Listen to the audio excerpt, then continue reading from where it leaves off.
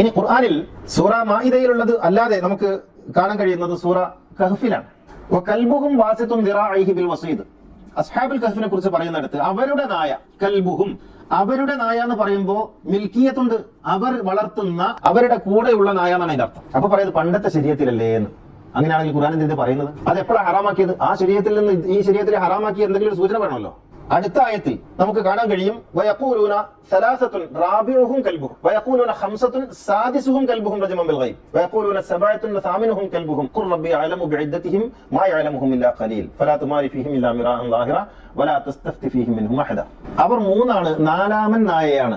അവരുടെ നായ എന്നല്ല പറയുന്നത്. സലാസത്തുൻ റാബിഉഹും, അറബി ഭാഷയുടെ പ്രാഥമികമായ നിയമങ്ങൾ അറിയുന്നവർക്കറിയാം റാബിഉഹും എന്ന് പറഞ്ഞാൽ ആ നായ അവരിൽ നിന്ന് പുറത്തല്ല, അവരിൽപ്പെട്ട ഒരാളാണെന്നാണ്. ആ നായക്ക് അവരുടെ അതേ സ്റ്റാറ്റസ് ആണ് ഖുർആൻ കൊടുത്തിരിക്കുന്നത്. പട്ടിയെ മഹത്വപ്പെടുത്തിയ ഖുർആൻ.